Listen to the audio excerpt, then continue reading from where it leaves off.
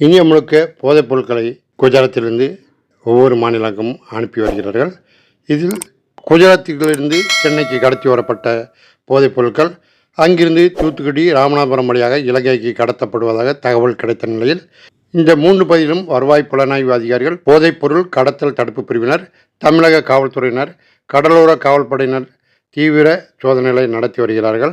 அந்த வகையில் கடந்த சில நாட்கள் முன் சென்னை கிளாம்பாக்கத்தில் பேருந்து நிலையத்தில் 7 கிலோ மெத்தோபெட்டமைன் போதைப்பொருள் பறிமுதல் செய்யப்பட்டது. ராமநாதபுரம் வழியாக இலங்கைக்கு போதைப் பொருட்கள் கடத்தப்படவிருந்த நிலையில் ராமநாதபுரத்தைச் சேர்ந்த பைசுல் ரஹ்மான், இப்ராஹிம், மன்சூர் ஆகிய 3 கைது செய்யப்பட்டார்கள்.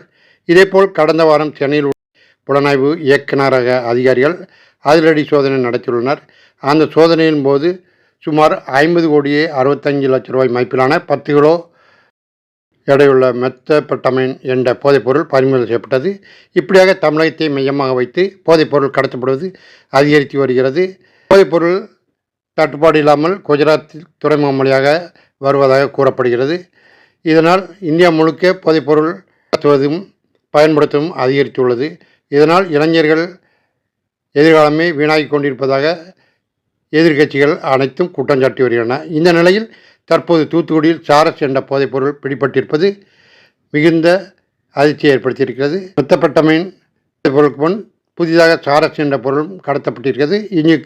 இது கஞ்சா வேர்களின் மூலமாக கஞ்சா ஆயில் போன்ற எண்ணெய் போன்ற ஒரு வடிவம் தான் சாரஸ் என்று கூறப்படுகிறது.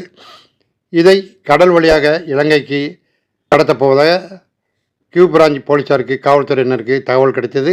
இதையடுத்து கடலோர பகுதியில் அப்பிரிவை சேர்ந்த காவல்துறையினர் தீவிர கண்காணிப்பு பணியில் ஈடுபட்டார்கள்.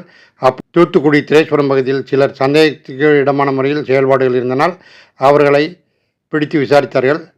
அப்பொழுதுதான் அவர்கள் படகுக்காக காத்து கொண்டிருப்பதாக கூறப்படுகிறது. மஞ்சள் நிறத்தில் பால்கோவா போல ஒரு பொருளை வைத்து கொண்டு அதை கடத்த முயற்சித்தார்கள். அது குறித்து விசாரித்த போது அது கஞ்சா செடியில் இருந்து தயாரிக்கப்படுகின்ற சாரஸ் என்ற போதைப் பொருள் என்று தெரிய வந்தது. இதையடுத்து சுமார் 56 கிலோ எடையுள்ள சாரஸ் போதைப்பொருள் காவல்துறையினர் பறிமுதல் செய்தனர். இதன் மதிப்பு சுமார் 28 கோடி இருக்கும் என்பது தெரிய வந்தது.